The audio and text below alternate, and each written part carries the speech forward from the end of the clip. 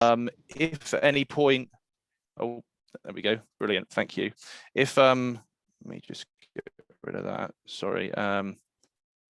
If at any point you find when you're trying to talk, thinking about later this morning, that your connection is unstable, then one thing that can sometimes help is turning your video off. And sometimes that helps with the audio. Hopefully you can all hear me clearly now. But again, if that does start to come up, sometimes you'll get a message around sort of like low bandwidth or something, and you can just flick your video off and it helps.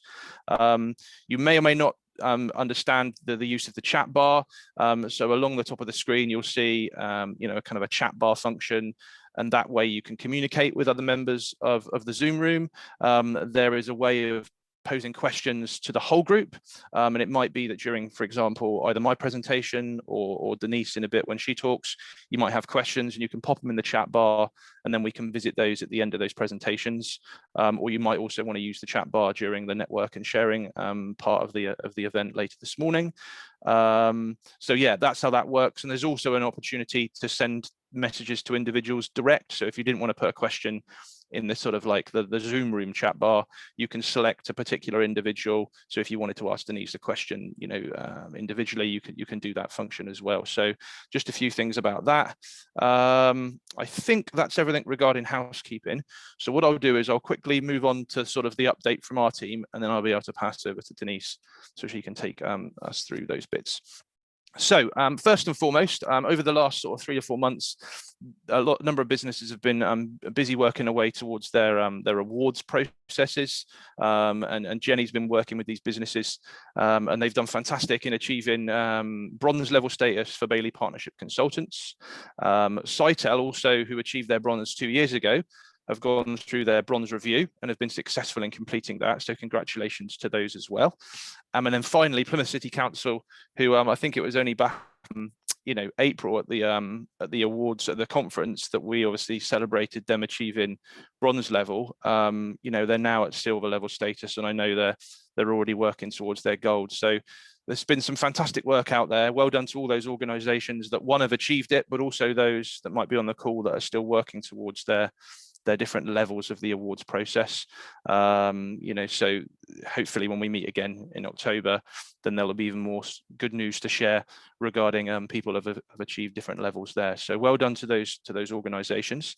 As I mentioned earlier on, one of the organisations that we're currently working with is Pushed, which is a local kind of design and animation company, and they're only a small business. And what they've one of the things they've been working with us on is our first sort of organisation that's been going through our small business awards. You know, months ago, we obviously identified that the larger awards process sometimes doesn't really fit for those smaller organisations. So Pushed have been kindly working with both Harrison and Jenny around moving through the awards process.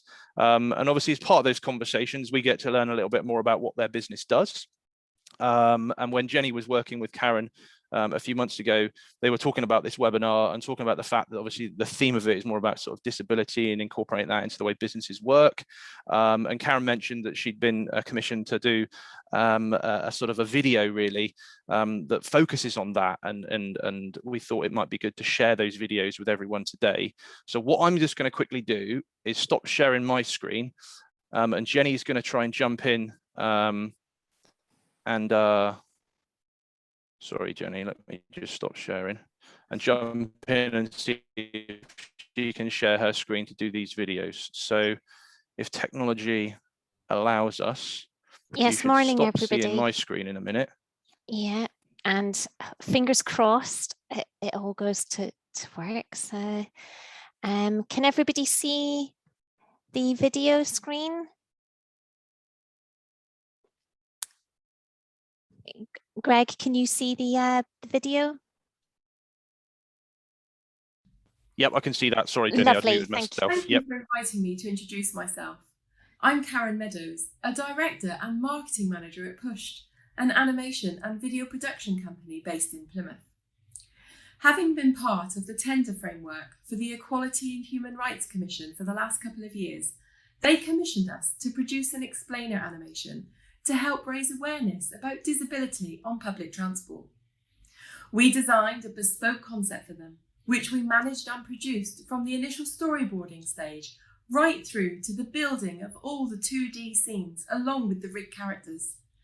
This was all undertaken in a software package called Adobe After Effects and took approximately 2 weeks. Their message was then brought to life, solving communication challenges with engaging animated storytelling.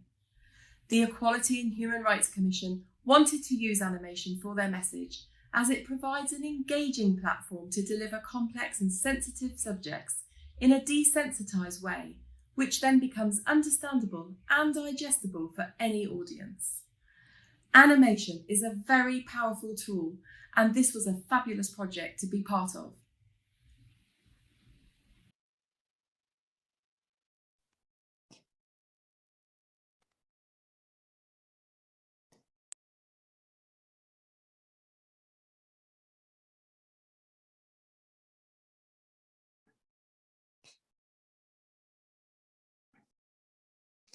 I'm just going to play the next one.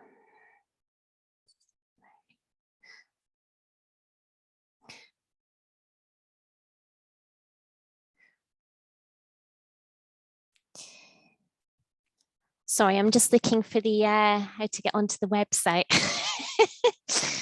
Sorry.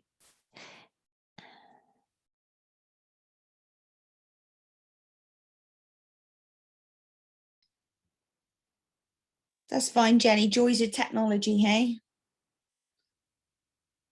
It seems to have disappeared off my main screen. I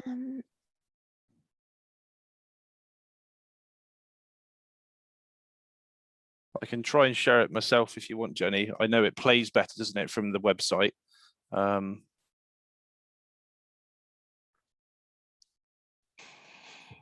Yes, I'm sorry, I can't seem to get the can't get the toolbar up to open the website. Let me see if I can share my screen again and see if I can play the video itself. I'm just going to have to open said video.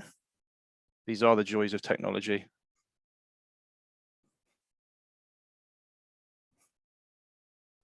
Right.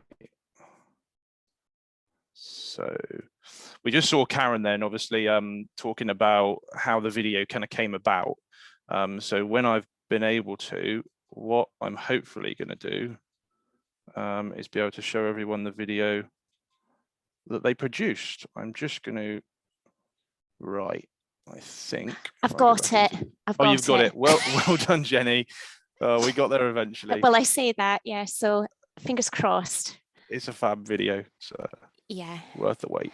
Okay, can you see my screen? Yeah, we can see that, Jenny. Brilliant. Well, anyway. Here we go.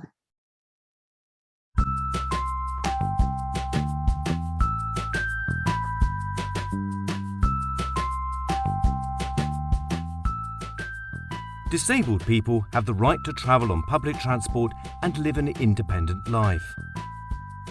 This is protected by equality law. Bus, train, tram, underground, taxi and ferry operators must take steps to make sure that disabled people can use their services. For example, making essential information accessible, like bus timetables printed in larger fonts, helping passengers to board a train, offering a ramp for wheelchair users to get into a station, providing disability awareness training for all staff. Sometimes disabled people's needs are not met, leaving them unable to travel. For example, someone being denied access to a taxi because they have an assistance dog. Pre-booked passenger assist not turning up at the train station. Buggies blocking the wheelchair space on a bus. Staff not being trained appropriately and humiliating a passenger because of their disability. Staff not taking the time to explain ticket prices to someone with dementia. These situations might amount to disability discrimination, and the transport operator could be legally responsible. If you are disabled and experience discrimination on public transport, you should complain directly to the transport operator. If you are not satisfied with their response, you can contact the Rail Ombudsman, Bus Users UK, or the local taxi licensing authority. If you need support from a lawyer, make sure you ask for help as soon as possible, because there are time limits. Visit our website and search Transport Discrimination at www.equalityhumanrights.com.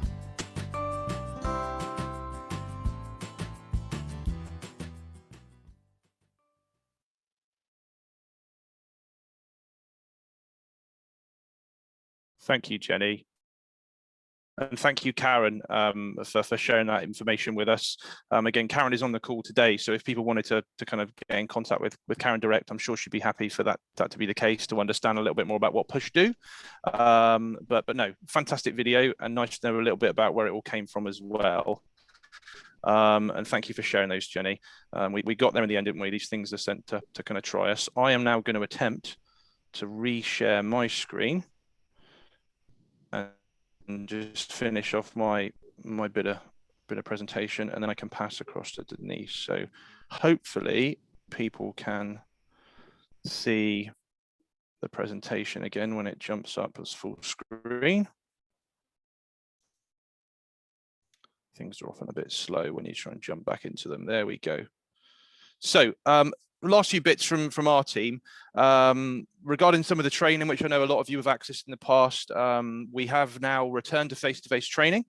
So we ran some MHFA and Safe Talk over the previous 2 to 3 weeks, and those sorts of more advanced training, Assist, Safe Talk and MHFA, are now available via the Live Well Academy. So if you want any more information on that, you can just search the Live Well Academy, and then it's got dates and things like those things.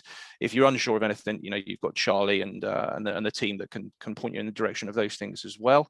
Obviously, virtual training we continue to embrace.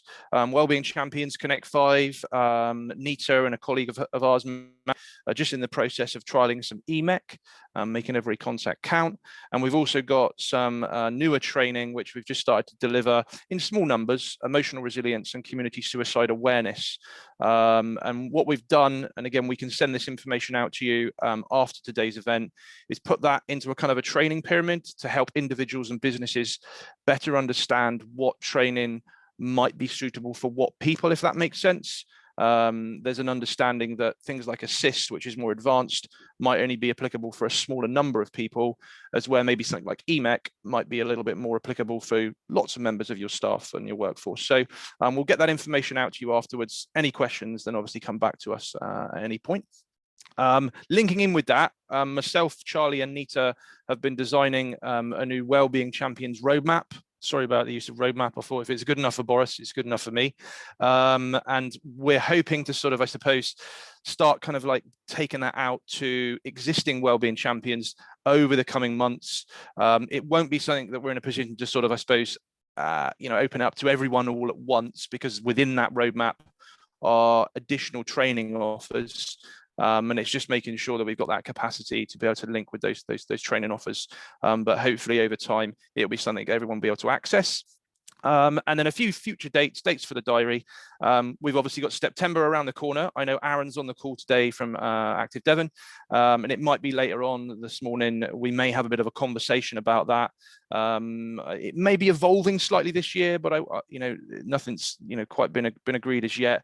But we're hoping to have some sort of offer for businesses and for Wellbeing Champions to get behind. We've obviously got additional events like today. And we've got a webinar later this year on the 6th of October. And then obviously a couple of events later in 2022, plus the 2022 Wellbeing at Work conference, which is on the 8th of April. So get those dates in the diary. I think Charlie may have already sent some information around regarding how to book onto those. At this stage, we're sticking with the virtual delivery. Again, always interesting to hear feedback regarding the pros and cons of those sorts of things. And whether individuals may want to see, face-to-face events return in the future. So over to you guys with regards to that sort of information. And yeah, at the end of today, and I'll revisit this once we finish the sort of share and best practice session, evaluation and slides will be emailed out to you at the end of the event. And obviously just stay in touch with ourselves at all time. What I will quickly do is escape this one and I will introduce you all to Denise Lewington, who's from Seetec Plus. Denise is going to take us through a bit of information about the disability awards that they do. I'm just trying to talk and open a new presentation at the same time, and it's not working. So bear me 2 seconds. Denise, if you want, while I'm doing this, I'm happy for you to sort of introduce yourself if you want, and Thank you, we can kind Greg. of go from there. Good morning, everybody. My name is Denise Lewington, as Greg has very kindly introduced me, and I am an employer account manager for Seetec Plus. I will just really quickly say I've got rid of the husband, I've got rid of the dog, and now I've got a fly that wants to whiz past me, and I know that it's going to really try and put me off. So apologies if I try and start waving around like that. It's an absolute pleasure to join in this morning in this amazing event and to share all about being disability confident. So I'm ready to start, Greg. Are we ready to go?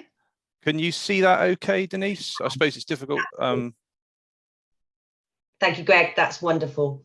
So I'm going to talk, thank you. So I'm going to talk a bit about really our mission.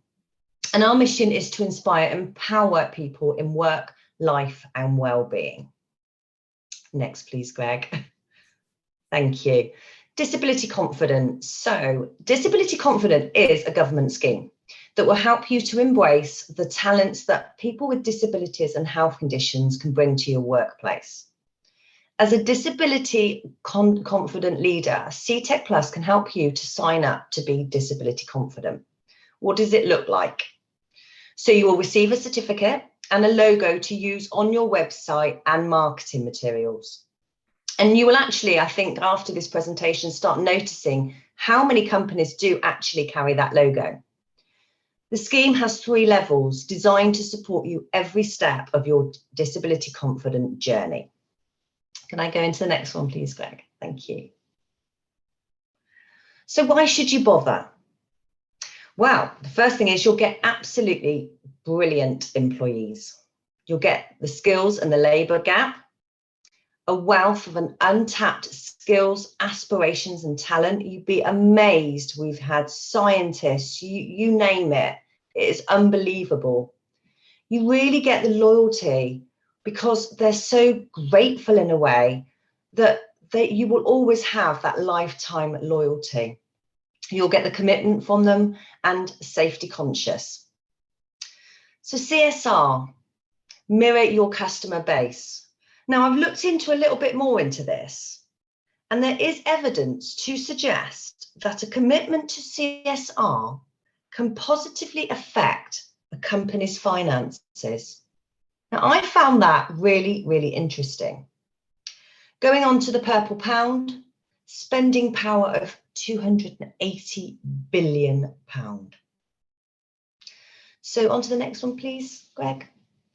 So the disability employment gap, again, this is just an example of data for everybody to see. It's not data that's actually new, just come in this morning, but it really does highlight why we should think differently about recruitment. So this is the information we've had back. 75% of organisations have no disability within their workforce. The disability, they have 52%, autism 15%, as you can see, mental health 7%, and learning disability 6%. So that really shows us that there are so many employers that really could embrace being disability confident. Next one, please, Greg. Oh, is it going? Ah, lovely, thank you. Oh, it's jumped back for some reason. There we go. So it is honestly very simple. Never make assumptions. Disabilities can be physical, learning, sensory, mental health, hidden, long-term health, facial disfigurements. So how can we support you to work your best? Start at the top. Celebrate your success and join up to be disability confident. Thank you, Greg. So you're not alone. Working with us, we will match the right person with the right skills to your jobs. Like I touched on just a moment ago, You'd be amazed the amount of talent that we have coming through Seetec Plus. We pre-screen and support interviews. We organise work trials, working interviews, which is so important for people to be able to just dip their toe in and find out if they're ready to go back into that sustainable employment. We support with reasonable adjustments. So, for example, if they need any specialised monitors, if they did need a ramp, you need support with that, then obviously we can support with that too. We do have support with access to work funding, which is where obviously the additionals would come in. So we can obviously liaise with them. We have inclusive recruitment processes. And we also have post-recruitment support. Now, I'm just going to jump back and talk a little bit about that, really, is the fact that I always give the example when I'm talking to employers. When you've got a job advert out and you go to a said job board, I'm going to name one, not that I'm trying to plug, the Total Jobs, for example, you will receive thousands probably of applicants. And within those applicants, some of those people may suffer from depression, anxiety, confidence issues. They wouldn't necessarily tell you, but that once they're taken on, you may find that actually comes to light. The difference with working with us is that we are already supporting our participants who have certain, as we call it, barriers to work. Whilst they come through employer services, that is when we deem them ready, they deem themselves ready to, as I said, dip their toe in and start looking for sustainable employment. So the support has been with them throughout their journey. And so we know that once we place them into a position with any of the employers, that we can support that person, support the employer, which is also so important, because a lot of employers haven't really had to deal with anything like this before. So it opened their eyes as well. And when we mention post-recruitment support, we don't just place a participant in and that's it. We're passionate about what we do. And so therefore we offer that support after they've started work with you. With my clients, with my employers that I actually work with, I am always there to discuss with them if there's any issues. It could be 2 months down the line, but that support is important for the employers to know that they can pick up the phone and ask any questions, or even if they're looking at employing new people, a real understanding of disability confident and how we can support them with that. Thank you, Greg. Can I go to the next one, please? So disability confident, there are different levels. So level 1 is committed. So you'll agree to the disability confident commitments and identify at least one action to make a difference for disabled people. This can include an action like paid work, work experience, work trials, apprenticeships, internships, and so on. Now, I'm going to just name drop, but Tesco's is an absolutely fantastic example of this. We work very closely with Tesco's all across the Southwest. And Tesco's are fantastic at really recognising what they can do to improve everything for their staff. So they do work trials. They are heavily involved in the work experience. And they support us and we support them back. And we have found that people will sustain employment through just having that chance of a work trial. So once you've signed up to be disability confident, you will receive a self-assessment pack to help you continue your journey to becoming a disability confident employer. Now, again, this is within my role or within employer services. We can support through this whole journey. So, we can assist you whilst you're filling in these forms, etc., and support you the whole way through. Can I go to the next one, please, Greg? Thank you. So once you've signed up for level 1, you can progress to level 2, a disability confident employer, by self-assessing your organisation around 2 themes. The first one, getting the right people for your business, which like every employer. And the second one, keeping and developing your people. I think that's the most key thing when I talk to employers.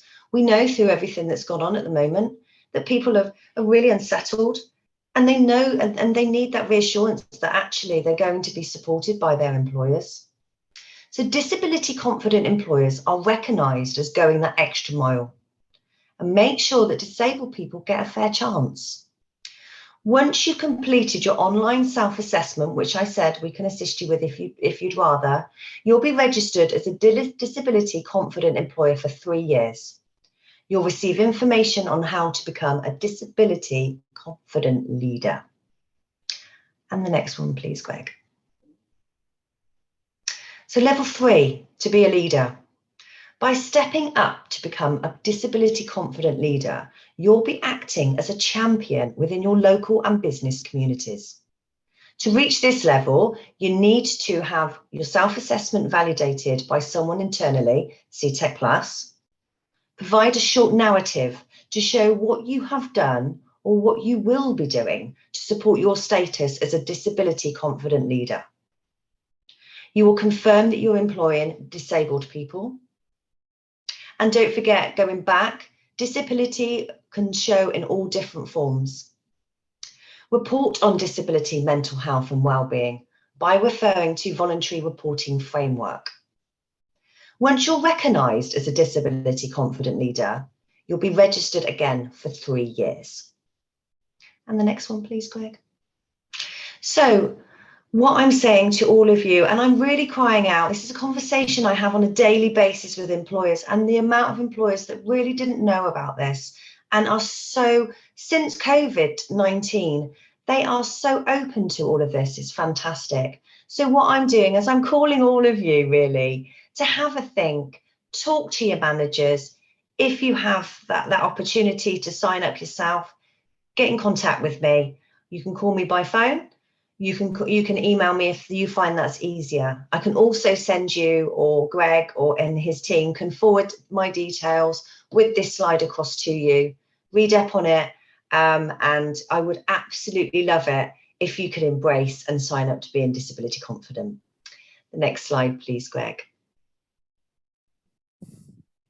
So I would just like to take the time to thank you all. And it's really important for me that if you have any questions, please, now's the time. If for any reason you don't feel that you can ask a question over here, some people rather just think about things, then absolutely email me afterwards and I will do my best to answer any questions I can. But I'm putting it out to everybody now. That's the end of my presentation. And over to everybody to just bombard me with questions, please. I love questions. Thank you, Denise. Yeah, has anyone got any questions for Denise they'd like to either ask sort of, I suppose, in person, or you can pop things in the chat bar? Anything you've heard there that you want to know a little bit more about? Like Denise has said, we'll be sharing the presentation after the event, so you'll get to have a look through, the content again if you wanted to. And as I mentioned earlier, obviously, this is something that we kind of advocate as part of our continued excellence area of our awards. But obviously, like Denise has said, it's not exclusive to that. It can be achieved. It can be looked at any point. You don't need to have gone through bronze or silver or gold with ourselves, in order to look at this. So definitely well worth kind of like thinking about if you're not already involved to do so, really. I think I've got eyes on the chat bar and I can't see anything coming in. But has anyone got any questions before we move on? No worries. Thank you again, Denise. It's been a pleasure. Very, very informative. And obviously, yeah, very, very kind of like valuable as well. What I'm going to do, guys, is just stop sharing. Because it's only when I stop sharing that I can see actually who's in the room. So there you all are. Fantastic. What we're going to do, it is 10:41. If everyone's happy, we're just going to take 4 or 5 minute break. So if we all kind of reconvene at, say, just after 10:45, we've then got our 45 minutes to do our kind of sharing best practice, talking about a few things that you guys have been doing. So while you're on your break, if you could get your heads thinking around something you want to share with everyone. It can be about the challenges you faced. It can be around the things you've done that have worked really well that you want to share with everyone. It can be about what you want to do in the future. anything at all, but this is our opportunity to hear from you guys. So I will just go on mute and turn my camera off, and I'll see you guys again in the next 4 or 5 minutes.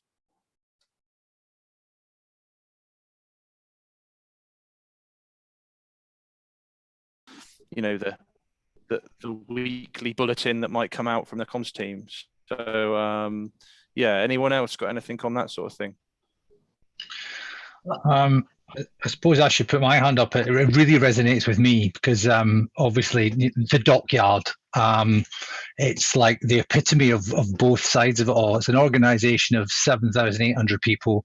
And we're actually seeing, you know, some people we told to work from home, and the associated isolation with that, and lack of sort of coordination that we because it happened very reactively, didn't it? It sort of happened, and then we started thinking about it, and you know, we actually have witnessed quite a lot of resentment about it, because obviously the operational workforce went into work the next day and have worked all the way through this, and they see some of the well-being content being directed at people working from home, and they're like, well, what about us? So it's important that they don't, well, one, get left behind, and even more importantly, don't felt left behind and excluded.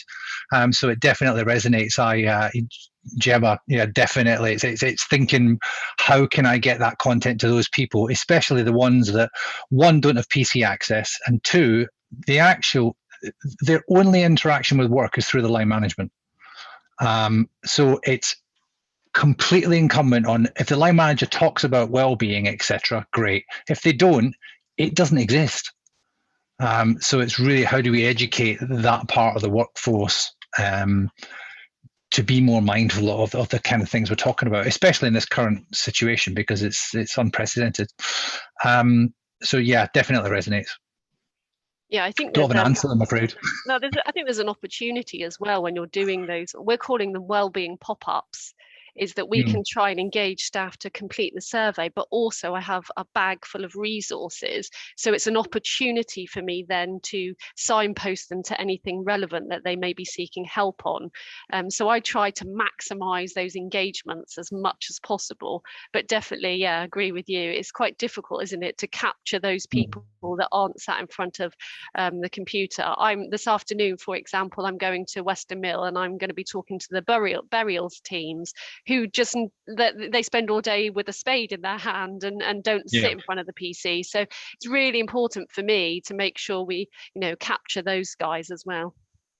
Yeah, I agree. Thanks. Yeah, thanks to you both for sharing. I know we've had a chat through as well from Catherine at Co-op, so the Co-op depot in Plympton, and yeah, she's talking about most of their comms comes from, like, you know, headquarters up in Manchester, and it's obviously only going to be accessible to those individuals, you know, that have access to, you know, a computer. But she does say they struggle to get people to want to talk. So yeah, people are maybe critical if they don't get support, but when it's offered to them, you know, do they uptake on it? And you know, it's something we've probably experienced in the past. You know, you can run these events and you can go to individuals, and yeah, sometimes it's quite resistant, you know, especially if it's about behavior change, whether that be something practical like giving up smoking, or individuals maybe being more prepared to talk about their mental health as well. Maybe that's difficult. Catherine, I don't want to put you on the spot, but did you want to say anything else specifically about your example, or are you happy that I've covered most of that? Oh yeah, yeah, it's just, well, I'm the engagement coordinator, and I just feel like I'm in an uphill battle the whole time. People will see me and go, oh, let's have a moan, and then when I ask them to sort of, you know, take it to your line manager, or nobody does anything. I'm just doing an advert for, I'm going to call them colleague experience reps, because we've done Wellbeing Champions, and none of them have done anything. They won't get involved in any events that I run, so it all falls on my shoulders, and I'm like, well, you did the training, so you're obviously interested, but then they just don't want to do anything. So I'm thinking, if I call them colleague experience reps, I can encompass inclusion, the well-being, fundraising and like fun events. You know, we're planning a barbecue for the summer. Obviously it's very busy for us in the summer, which is not ideal. And we've got the national shortage of drivers, which is putting a huge amount of pressure on everybody. We've got a shortage on agency staff. We can't get staff. And now everybody's app is going ping, ping, ping, and they're all going off. And we're like, oh, we've got to get stuff to stores. So in a minute, when there's nothing in a co-op store, but it's trying to keep their morale up as well. Like I just did like with the Euros, I did 3 Euro bingo cards for everyone. So they all had 6 teams on a card, and they'd cross them off as they went out. So if you were left with Italy, you've got a bottle of wine and a £5 gift card for nothing. And then the response I got was, well, that's not how you play bingo. And I'm like, what do you want for nothing? I've tried to do sort of something to raise a bit of morale, and a chance to win a prize, and it's never good enough. But hey ho, I'm plugging away. It is a difficult one, and I suppose maybe others will probably chip in a bit. And I know you've had an offer of some support from Gemma at PCC, which is fab to see. And that's part of why we come together with events like today, is to understand that, yes, sometimes it's difficult, but you're not alone. And, you know, all of us in the room here this morning are trying to do the same things within our own organizations. And, you know, it's important that we get that opportunity to to share what we're doing, to share the challenges, and see if we can come up with solutions. Interesting what you were saying about wellbeing champions, and I think part of the conversation I've been having with Nita and Charlie over the previous few months is about how to try and keep wellbeing champions better engaged in what we ideally want them to be doing. And that's what hopefully this new roadmap is going to support us with. By giving them more regular support, it means they'll be more able to regularly do things within a business. Sometimes it depends upon, yes, them as individuals, and you know what time they get given from line managers and things like that. But hopefully that might help a little bit. Definitely get in contact with Gemma. I mean, she's got a really good example of, you know, a kind of a wellbeing champions network across PCC that you might be able to take some kind of ideas from, and some, you know, some sort of things that would be positive. But like I said, your experiences I've heard other people talking about, and I think it's important that, yeah, don't let it get you down too much. We just have to keep, like you said, plugging away at things. And there are always going to be, I suppose, some individuals that maybe it doesn't matter what you put in place, either they feel it's not for them or they're not able to access it, whatever that might be. It is a difficult one. Anyone else got anything about, I suppose, this part? Go on, Karen. I was just going to say, most of our staff obviously have been working remotely from home over the last 12 or so months. And we're starting to bring them back now to the Plymouth office. And it wasn't the final of the football, but a few weeks before, I don't even know who they were playing because I have very limited interest, sorry. But we got all the staff together and we ordered Domino's pizzas in, and we watched it in the office. And that was a real team building, sort of bringing them together after the isolation and loneliness that they have felt over the last 12 months. So relatively, you know, I'm not suggesting, Catherine, you do that. I guess you've got a bigger workforce than me of 5, but I'm just saying it was a real sort of time to hug each other and, you know, bring people together and reestablish those relationships that over 12 months of Zoom, you know, can fall by the wayside a little bit. So that little thing for us meant such a big thing to them.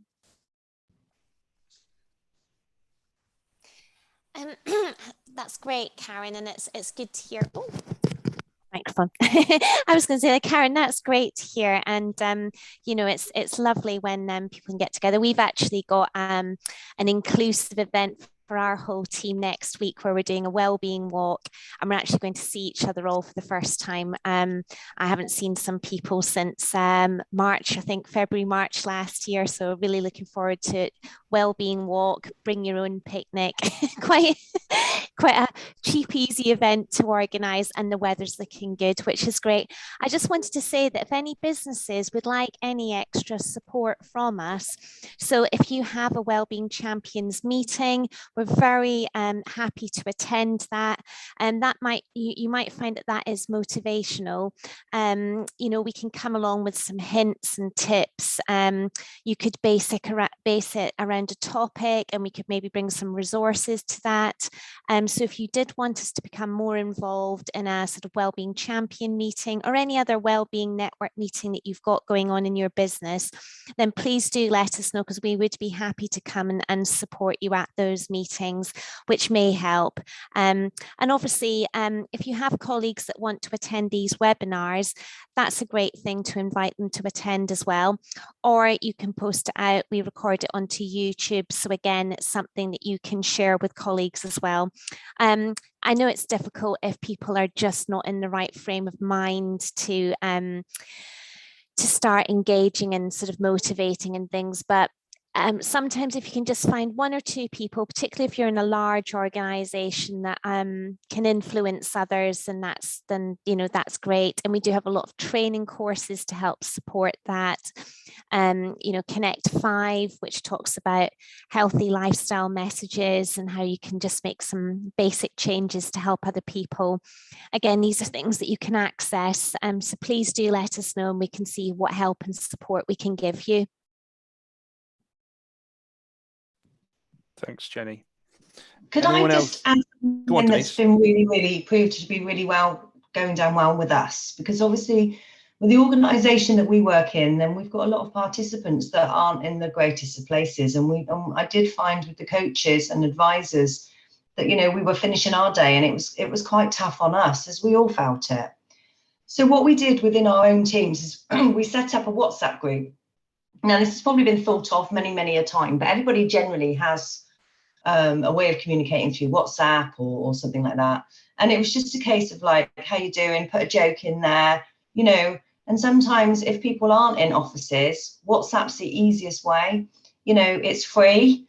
And even if they're sort of out on the road and they're having a break, they can just literally sort of thought of a joke or take a picture of a good day or something. We really found that to be really helpful within sort of our teams. And I just thought I would share that with everybody. Thank you, Denise. Yeah, that's really helpful. Yeah, sometimes I suppose, yeah, we've got to remember bringing our teams together has a huge difference. We've got a hand up. Is it Jenny? Jane. Jane, sorry, Jane. I can only see Brother Jay, so I didn't want to call That's you Brother right. Jay. It's all right. Hi there. I'm a family Hiya. secretary at Plymouth City Council. I just thought I'd share some of the things that I've been doing with my team. So first of all, back in March, we did the Let's Walk challenge. Then we did a race for life challenge in April. Now we're trying to do race your pace. So that's quite a good one, because people can set their own target for the month. They can either do so many steps, they can go out on bike rides, it can include running, swimming, cycling. So they set their own target, and then at the end of the month, they can get like a little medal for that, which is quite nice. The other thing that I've been doing is, obviously, because the theme this year around wellbeing's been to do with nature. So I've encouraged my team to like take photographs of like when they've been out on walks of various sort of like nature and different places. And I've printed them out and displayed them in the sort of our waiting area, so that anybody that comes into our centre, they can look at all the photographs we've been taking. And obviously it's something that anybody can add to as well. So that's been quite nice as well. But you're right, it is quite hard to keep everybody motivated. And I think I'm trying to do it for other people because it's helping me keep motivated as well. And I think it's quite difficult at the moment. You know, I've just been pinged by the NHS to self-isolate for 7 days. So I'm having to work from home, which is frustrating for me because other people are now having to cover my workload because I'm not able to go in. And yet I'm COVID free, my tests are negative, etc. So it's just quite frustrating for me. And I think I'm getting through it by helping other people. So yeah, that's me. Thank you, Jane. Yeah, no, it's where we're kind of at the moment, isn't it? In this weird phase where we're kind of hopefully coming out of the pandemic and the challenges that gave us all while we were in lockdowns and stuff. But yeah, there's a lot of people at the moment being disrupted by the kind of self-isolation sort of processes, and obviously with rates going up, then yeah, we have to think about how that impacts on our workplaces and what we can do to hopefully keep people engaged and keep people well, if they're finding that their routines are being disrupted a little bit. But no, thank you for sharing. Sounds like you're doing some fab work, and I know in a minute we're going to talk a little bit about September, which might be another event that we can all get involved in. And again, thinking about that Wellbeing Champions thing that myself, Charlie, and Nita are trying to work on, it's about trying to give people regular, I suppose, opportunities throughout the calendar year to get excited about something, to promote well-being, whether that be physical or mental, and that helps our kind of network of wellbeing champions to sort of stay engaged and stay motivated, and for the individuals that they're supporting to stay engaged and stay motivated. So hopefully that will be more of what you're already doing, which is fab. Thanks, Greg. No trouble at all. Just jump in quick? Of course you can, Charlie. Go for it. Yeah. So I'm Charlie. A lot of you may know me, but if you don't know me, I look after the Wellbeing Champions after you guys have gone through your training. I just wanted to jump on to say that during COVID, we've noticed a big difference in terms of workloads for other organisations. So a couple of our Wellbeing Champions have emailed to say that they don't feel like they can do their Wellbeing Champion role because of the amount of workload that was increased during COVID. So what I would recommend throughout all the organisations is just to double check if your Wellbeing Champions feel like they're able to deliver what they are wanting to deliver.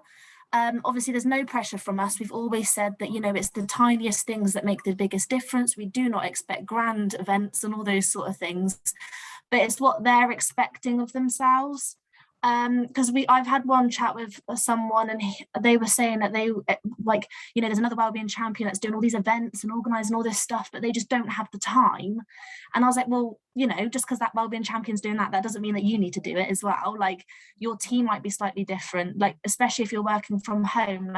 Most of our team are working from home, and our Wellbeing Champion with our team is doing a lot of virtual lunches and little things like that, which she's putting it in everybody's calendar for everyone to attend. And if they want to attend, they attend. If they don't, they don't. And I think that's another thing to highlight is, you guys can do it. And if people don't want to attend, then they just don't want to attend. Don't take that personally. It is frustrating. I completely get that.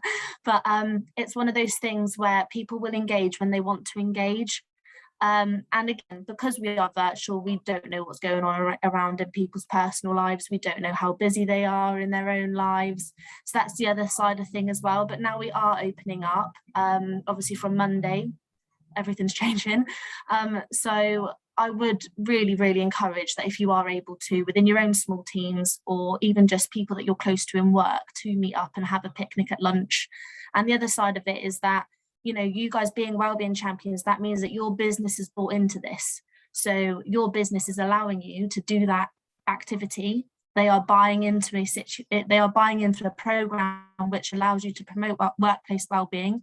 So you also should allocate yourself some time once a week, whether it's an hour once a week or whatever it is, to be able to do that wellbeing work. And it shouldn't feel like an additional part of your workload. You should be able to allocate certain time within your week. And that is something that we really do push, because organizations like PCC or Babcock, there's thousands of employees, and you can't do that in your normal role. So when organisations do join the Wellbeing at Work Awards, we ask the organisation to give protected time to their Wellbeing Champions to be able to promote that information. So I just wanted to really highlight that, because I don't want any of our Wellbeing Champions ever to feel like it is an additional part to their role, because the whole point of Wellbeing Champions programme falling under Wellbeing at Work is that business has bought into that programme, and that business will give you the allocated time to be able to do your role. Thanks, Charlie. And like Charlie said, she's there to support. And like Jenny said earlier, if there's anything more that we can do as a team to support your business and your Wellbeing Champions, just please get in touch. I saw there was a question from Karen talking about a Wellbeing Champion September. So was that an opportunity for us to come together, Karen, as a group of Wellbeing Champions, and talk about September? Is that what you were thinking? Yeah, I thought so. You know, we're all like-minded people. That's why we're here today. And I thought, you know, if it could be an open invite to the champions, you know, even if 6 people turned up, it would be worth it. And Definitely. obviously it's outdoors, etc. And it's face to face. And we can just talk about, you know, what's happened over the summer. And, you know, by sharing challenges that we all experience, it may help somebody else out. Yeah, well, that's something me, Charlie and Nita could look at putting together and bringing people together there. Given that we've got September there, I'm just going to pass across to Aaron. So Aaron from Active Devon is someone that we met a few weeks ago to talk about September this year and what it's going to look like. So Aaron, are you happy? Have we got anything we can share with the guys about what it might look like this year? Yeah, certainly. Thanks, Greg. Thanks for bringing me in. Just before I move on to that, I just want to say it's really brave of Catherine to come out and say about some of the stuff that isn't working, and it's actually really quite refreshing to hear it, because we come to these forums because we're all working in kind of workplace well-being or employee well-being, and we're really great at talking about the good stuff, but sometimes these forums are really, really great to share best practice and expertise about some of the things that aren't working. So I think I'd like to thank you for raising it, and I think between all of us, just having our kind of collective knowledge about what we're doing within our own workplaces or with other workplaces that we work with, we can certainly help you kind of keep your chin up, but also take you on to the next steps. Because I think between, you know, a few of us on the call, we're all working quite deeply in behaviour change, and also, you know, not just with our own organisations, but that of others. So yeah, would be really keen to have a chat with you afterwards as well, because it sounds like you're doing great stuff. But like some of the guys were saying as well, that you will always get some members of staff that you just can't please them. But I'm sure all of the stuff you're doing so far really is resonating with the stuff that you've got. So no, good work, and keep your chin up there, Catherine. I'm sure it is affecting, and really positively affecting some of the stuff that you've got. So well done. On that, and you know, workplace wellbeing is diverse, and there's no kind of one answer or kind of silver bullet to kind of improving employee health, happiness and well-being. But from my perspective, one of the big contributing factors is physical activity and more movement. So I work for Active Devon, and I look after our workplace wellbeing work here.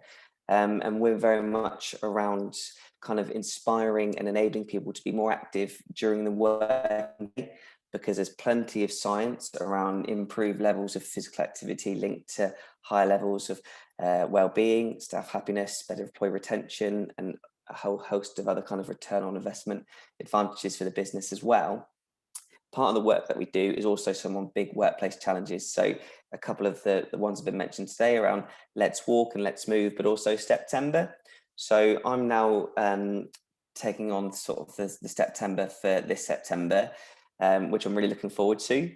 But as Greg alluded to, there's going to be hopefully a couple of positive kind of evolutions to it this year to make it even more inclusive, and to really galvanise people to get out and be active.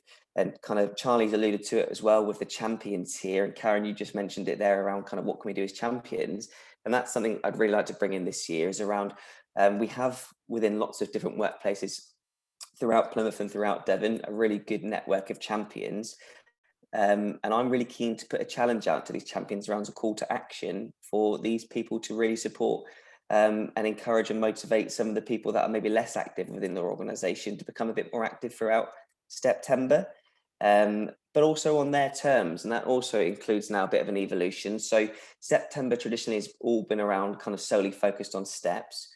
What would be great to see hopefully for this September is a little bit more kind of variety in what people can do to be active throughout September. So it's a little bit more inclusive. We're kind of listening to some of the feedback that we've had across some of the previous campaigns around whether you are or are not able to walk, but also whether you would like to be active, but maybe walking isn't your thing. But we know that just an increase in physical activity broadly is also just great for individuals and for that business. So kind of taking that learning and introducing that into the September for this year. And then the final part is around kind of ease of use. And we know that changing people's behavior or changing our own behavior can be very difficult. So trying to make things as simple and as attractive as possible so that people find it easier to make that positive change in their behavior. So hopefully this year, we're going to make things a little bit easier, and we're going to make things a little bit kind of more attractive to kind of make small incremental behavioral changes around rewarding consistency for you as an individual, which will then lead into holistic kind of improvement in workplace wellbeing and activity levels. So we're just in the kind of initial stages of making some of the tweaks for September this year. So there will be more information coming out in the not too distant future. But I also think it would be a great idea to do a Champion September one around, once Greg and I have got together and the wider team around, what that could look like, because I think you're right, it's a really exciting piece that we could really kind of put to good use. So I'll pause there because I've spoken at you for quite a bit. So thanks for allowing me the opportunity to speak. Thank you, Aaron. Has anyone got any questions or thoughts about anything Aaron has shared? I think, yeah, we had a bit of a chat, didn't we, Aaron, a few weeks ago, and I think a lot of the ideas that Aaron had about trying to make it a bit more inclusive by not just focusing on steps, and the kind of step is more about, taking a step to become more active rather than, physically stepping and it being the number of steps that are counted, etc. But yeah, me and Aaron will continue to work on something and hopefully bring you more information soon. Jane, is that a new hand or? Yeah, it is. I just wanted to ask Aaron, is there any sort of promotion material about that on your website that I could print out and distribute to my staff team? Not yet, but it is coming. So the moment that it's done, I'll make sure it comes out through all of the channels that we've got, including Live Well. But yeah, you'll get it as soon as it's hot off the press. All right, lovely. Thank you very much. Thank you. Thanks both. And yeah, once we know what we're promoting, it will definitely come out through our Wellbeing at Work links. And I think this year, like Aaron said, we're going to be looking to sort of really support wellbeing champions to support their colleagues, and with a wider offer with regards to it not just being about walking. It might be, what can we do to get individuals that maybe in previous years haven't engaged? Maybe there's individuals that don't either get the opportunity to go for a walk, or it's just not for them, but maybe they are keen on sea swimming, and they do that twice a week, or maybe they are keen on, I don't know, some other sort of activity, or maybe there's individuals that aren't active, but we want to see if there's things we can do to get them, moving a little bit more.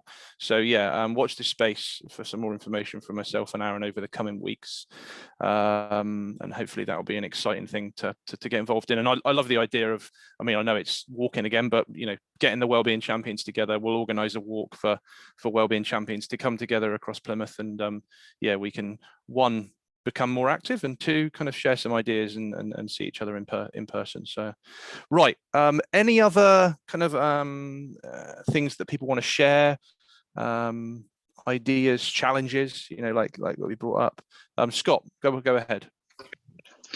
Thanks very much, Greg. I just wondered if anyone else, it's kind of a half question. I just wondered if anyone else has had a look at just sort of mid last month, there was a standard come out talking about psychological health and safety at work at ISO 45003.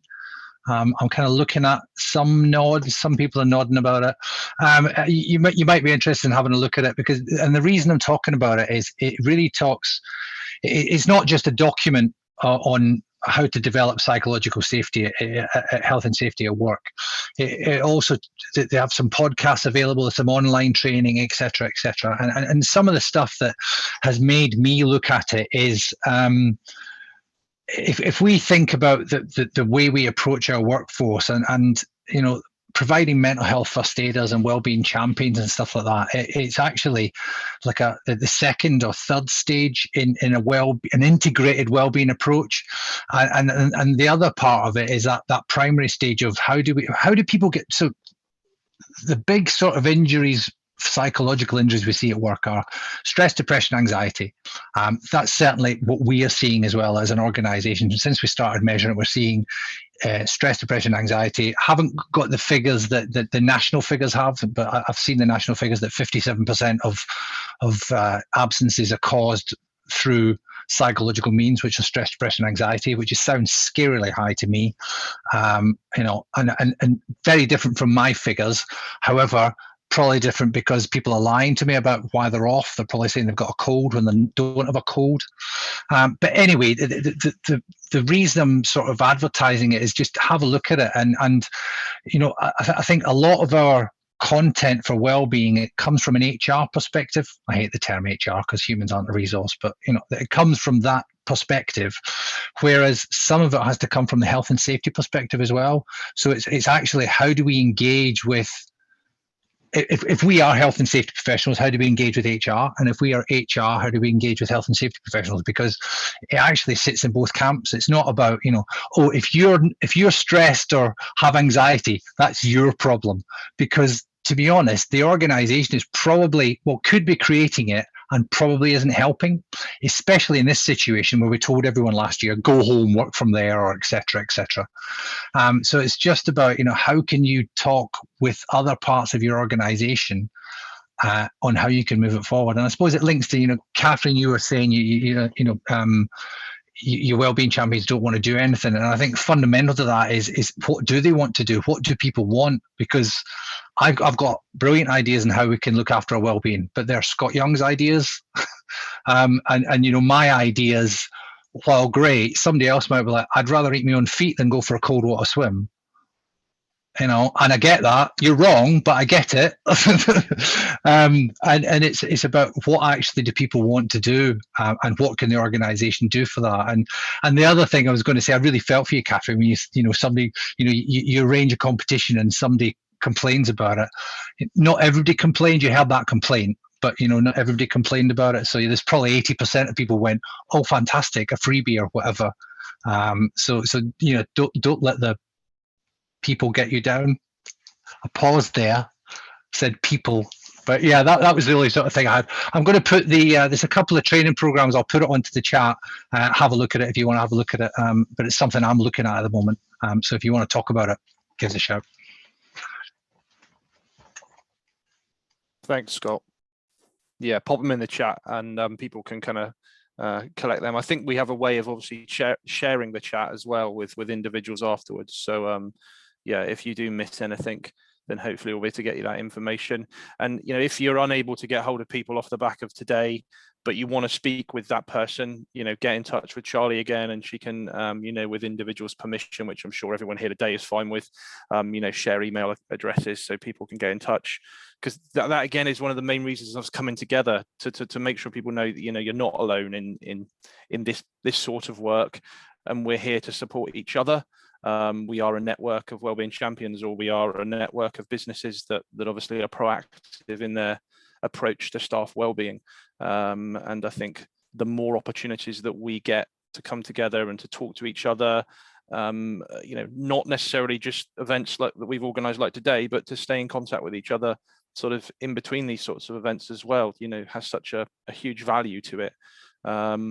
Was there anything else that anyone else wanted to share, either within sort of our team or anyone else that's joined the call today?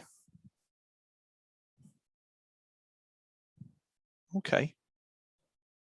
Well, thank you to everyone. Thank you for joining, and thank you for sharing those challenges and those ideas that we've discussed over the last sort of 45 minutes. I hope everyone's found today helpful. I know I've certainly found it quite refreshing, and it's great to see so many of you guys joining the call. Like I say, an evaluation form will be sent out with with links to sort of our website, where things like the videos and presentations can be found.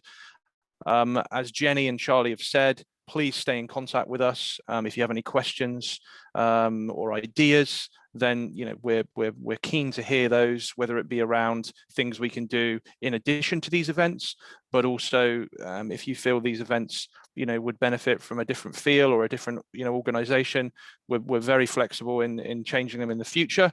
So yeah, please just stay in touch, keep up the amazing work you're all doing. It makes such a big difference. I know sometimes, like I say, you think, am I getting anywhere? But I promise you are. It's making such a difference across the city, and with those individuals that you're reaching, either as an organisation, an employer, but also if you're a wellbeing champion, the things you're doing for your team. It's such a difference. And within our team, and I think over the next months, now that fingers crossed, we're getting this period of sort of certainly stability with regards to what we're doing at work and how we're working. We're really hoping to kind of build on the good things and offer more support. And I'm really excited by the Wellbeing Champions sort of roadmap, you know, until we find a better term for it, and helping individuals to be more active as Wellbeing Champions. And we're trying to kind of also develop a community Wellbeing Champion link, acknowledging that the work that you guys do within organizations could maybe be replicated out in the community as well, with volunteers and individuals like that. So, you know, so many amazing things going on, so many amazing things that hopefully we'll see happening in the future. But I will leave you all in peace. Go and enjoy the sunshine, go and take a walk, have a healthy lunch, whatever it might be. And we'll stay in touch, and I'll see you all again. If not before, I'll see you all again at our event in October. All right. Thanks all. Have a good